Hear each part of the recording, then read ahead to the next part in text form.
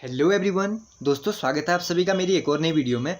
आज की वीडियो में मैं आपके लिए लेकर आया हूँ 20 ऐसे क्वेश्चन जो आप किसी भी कंपटीशन एग्जाम के पेपर में देखने को 1 या 2 नंबर का पक्का आपको देखने को मिल जाएगा। किसी भी कंपटीशन एग्जाम की आप तैयारी करते हो उसमें भाषा और उनकी लिपियों से 1 या 2 नंबर का पक्का पूछा जाता है। तो सिर्फ 20 क्वेश्चन इस वीडियो में होने वाले हैं। वीडियो को पूरा अंत तक देखना ताकि आपका एक भी क्वेश्चन मिस ना हो पाए। आज की वीडियो में पहला सवाल, भारत की सर्वाधिक प्राचीन लिपि कौन सी है? सिंधी, प्राकृत, खरोष्टी या फिर ब्राह्मी?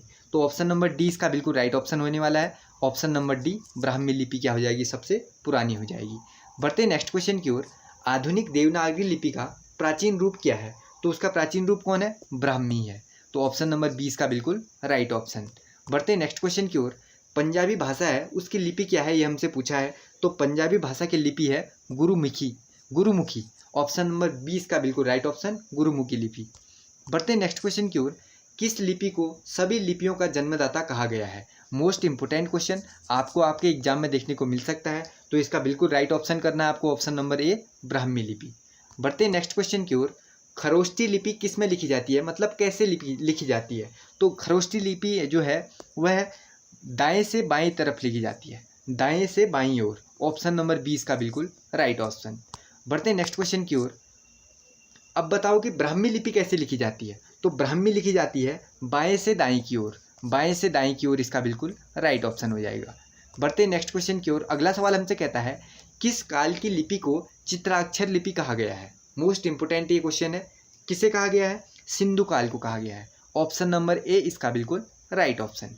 अगला सवाल, अशोक का मानसेहरा और शाहबाजगढ़ी अभिलेख किस लिपि में हमें मिले? इसका राइट ऑप्शन हमें बताना है। तो वह मिले थे खरोष्टी लिपि में।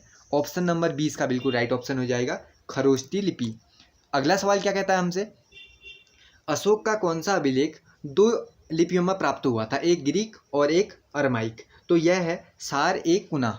ऑप्शन नंबर डी इसका बिल्कुल राइट ऑप्शन, सार ए कुना। बढ़ते नेक्स्ट क्वेश्चन की ओर। अशोक ने किस लिपि का प्रयोग राष्ट्रीय लिपि के रूप में किया था? ये भी बहुत महत्वपूर्ण सवाल है, आपको पेपर में देखने को मिल सकता है। तो 20 के सिर्फ 20 ही तो सवाल हैं, 20 के 20 देख लो। तो ब्राह्मी लिपि इसका बिल्कुल क्या कर लेना, आप वहाँ पर राइट कर लेना। 20 में से पक्का 1 या 2 नंबर का तो आपको वहाँ देखने को पक्का ही मिलने वाला है। तो इन क्वेश्चनों को ऐसे ही देखते जाइए। अगर कोई क्वेश्चन आपको लर्न नहीं होता तो उसे अपनी नोटबुक में नोट भी कर लेना। बढ़ते नेक्स्ट क्वेश्चन की ओर। अशोक के शिलालेखों की लिपि क्या थी? तो अशोक के शिलालेख किसमें प्राप्त हुए थे? ब्राह्मी लिपि में। ऑप्शन नंबर 20 का बिल्कुल राइट ऑप्शन। बढ़ते नेक्स्ट क्वेश्चन की ओर। अगला सवाल, प्राचीन ब्राह्मी लिपि का अर्थ निकालने वाला प्रथम व्यक्ति कौन था? तो वह था James Prinsep. Option number D इसका बिल्कुल राइट ऑप्शन। अगला सवाल, जैन सूत्र में कितनी लिपियों का उल्लेख हमें मिलता है? तो 18 लिपियों का उल्लेख मिलता है। ऑप्शन नंबर सी इसका बिल्कुल राइट ऑप्शन हो जाने वाला है। अगला सवाल, बौद्ध जो ग्रंथ है ललित विस्तार, यह कितनी लिपियों में का उल्लेख है इस ग्रंथ में? तो इसमें है 64 लिपियों का उल्लेख। ऑप्शन नंबर सी इसका बिल्कुल राइट ऑप्शन हो जाएगा। अगला सवाल, सिखों की लिपि क्या है? जो सिख लोग हैं उनकी लिपि क्या है? यानी पंजाबी भाषा, अभी मैंने बताई थी पीछे, गुरुमुखी इसका बिल्कुल राइट ऑप्शन हो जाने वाला है, गुरुमुखी लिपि। पंजाबी भाषा की पूछेगा तो गुरुमुखी, सिखों की पूछेगा फिर भी गुरुमुखी। अगला सवाल, अशोक के ब्राह्मी लिपि अभिलेखों को सर्वप्रथम किसने पढ़ा था? ये भी सवाल मोस्ट इंपोर्टेंट है, बहुत सारे पेपर में आपको ये देखने को मिलने का पक्का। तो जेम्स प्रिंसेप, जो ऑप्शन नंबर ए है, इसको क्या कर लेना, आप वहाँ राइट कर लेना। बढ़ते नेक्स्ट क्वेश्चन की ओर। अगले सवाल हमसे क्या कहते हैं, ब्राह्मी लिपि को किसने स्पष्ट किया था?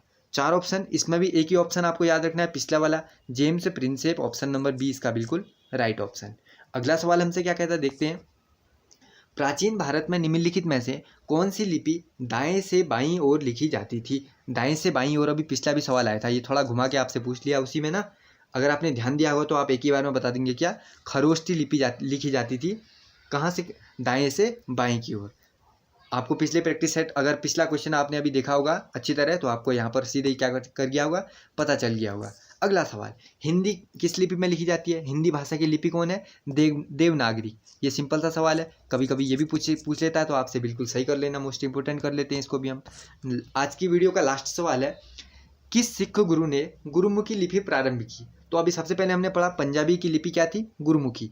अब बताओ कह रहा है कि गुरुमुखी लिपि जो है वह शुरू किसने की? तो यह की थी गुरु अंगद जी ने। तो ऑप्शन नंबर डी इसका बिल्कुल राइट ऑप्शन हो जाएगा। आज की वीडियो में दोस्तों फिलहाल इतना ही।